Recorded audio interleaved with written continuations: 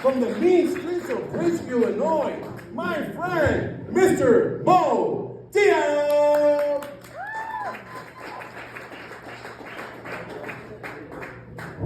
Keep it going for Dave, ladies and gentlemen. And keep it going for yourselves for coming out.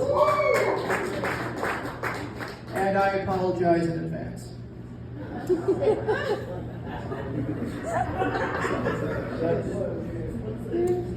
So, we ready for 2024 to end? Yes! Yes, some of you guys having a good 2024. I had a decent 2024. My second half of 2024 was better than the first half, I do admit. I had a weird first week of 2024. I got COVID that week. I had to go to the hospital. Not because of the COVID, because I injured my dick, but that's a whole other.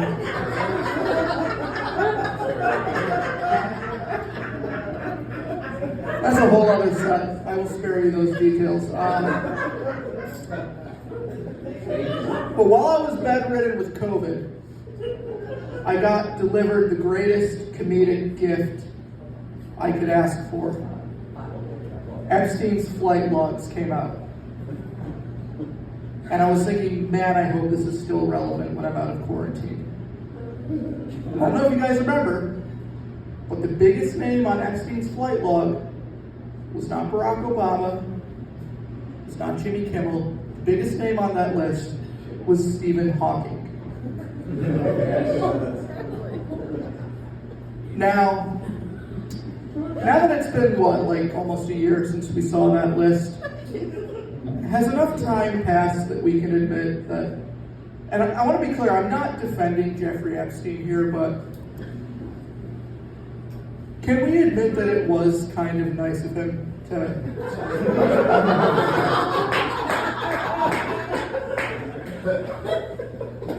not only invite Stephen Hawking to his fuck island, but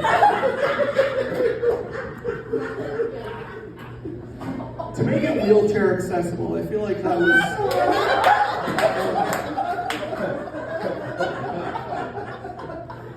was incredibly progressive of him.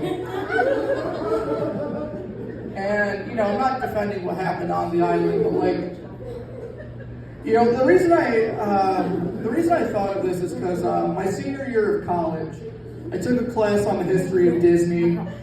And I read an article, this really sad article by a Stanford professor named Kevin Mintz, and he's a wheelchair bound with cerebral palsy. And he wrote about how he was a Disney kid growing up, but he could never enjoy going to Disney World because historically Disney kind of sucks at wheelchair accessibility. So my question is, how is Jeffrey Epstein doing a better job than the Disney Corporation on the issue of wheelchair accessibility? Disney's this multi-billion-dollar corporation that talks the talk about how inclusive they are.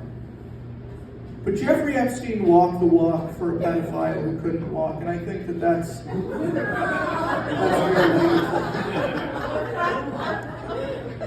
And again, what happened on the island was horrendous, but even the worst human beings on the planet have their saving grace, right?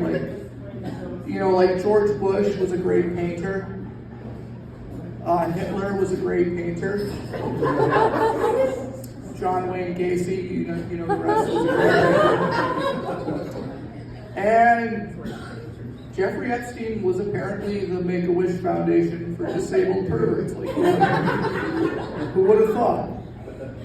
It's Stephen Hawking had a Make-A-Wish. His was to go to a sex island and watch, midgets solve the quadratic formula or something. I'm not good at math, that's why I do this. But, and Jeffrey Epstein, being the John Cena of disabled perverts, he made that happen. And I can tell some of you guys have started to bail out on this joke, so we are going to switch terms now. You made it through, congratulations. I thank you for sticking with me.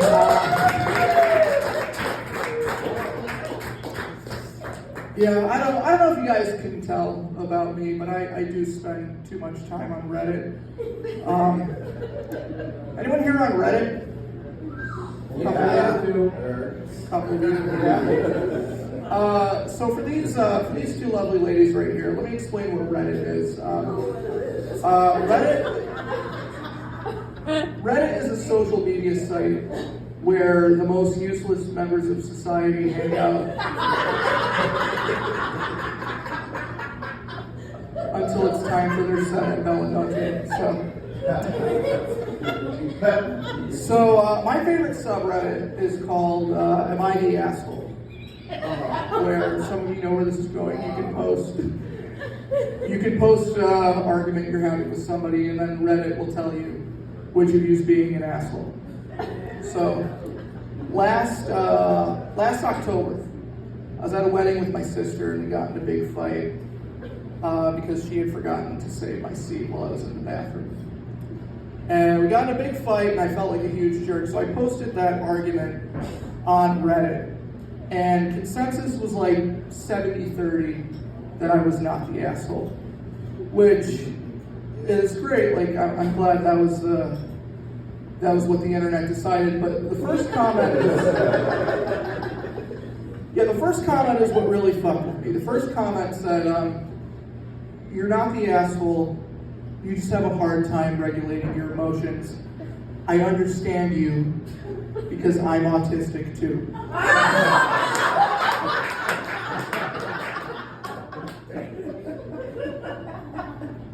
Now, I am not autistic, at least not that I know of. This sec might say otherwise, but anyways, that happened in January of this year. February, I was at an open mic, and not to brag, but I had a pretty good set. A guy comes up to me outside the club, and he goes, "Yo, you took me by surprise." I'm like, "This autistic kid is funny." And in that moment, I just said thanks, because I didn't feel like, I don't know what the hell that was. That's okay, I don't need lighting. This is an audio format, so it doesn't matter, but, anyways, you can keep it off, it's fine. I really don't need it. But, anyways, where were we? Thanks, David. But anyways, this guy outside the club, he's like, he thought I was autistic, and I just told him thank you for the compliment, because I didn't feel like wasting my breath trying to convince a guy smoking a joint outside the club that I wasn't autistic. I don't even know how I would go about that, but anyways, that same week, I was doing an improv show in Willow Springs. And we're playing a game called Party Courts. Now, I don't know if you guys watch Whose Line Is It Anyway, but the way the game works is the audience will give three of you a character to play, and then someone has to wait outside the room, and then they have to guess what you are. So the host of the game was like, "All right, Mo, what is Mo's quirk?" And someone in the back yells, "Autistic," which I didn't know how to play that. I'm not good at improv, that's why I also do this. Anyways, in April, I reached a big milestone as a comedian, my first road gig ever. Went to a bar in Michigan, and I did 15, we'll say, acceptable minutes of comedy. And afterwards, the bar owner comes up to me and she goes, "Honey, you were so funny up there. You killed it up there. But I have to ask, are you a little bit like me?" I was like, "Am I old and leathery and on fentanyl?" "No, I'm not." And she goes, "Are you a little bit on the spectrum like me?" I was like, at this point, probably. Because it's December now, and I am currently averaging one "I think you're autistic" per month. Which is about as good of a diagnosis as I can afford right now. So I will say, I was in one special ed class in high school. I was in special ed gym. And the weird part about special ed gym was that I didn't start in special ed gym. I started in regular gym for 2 years. And they were just like, yeah, his mile's not getting any faster, so they sat my mom and I down. They're like, listen, Mrs. Diab, your son's not retarded, but his circulatory system might be, so we're going to go ahead and stick him with all the other interesting creatures God hath brought, and see if, I don't know, maybe his mile looks better by comparison.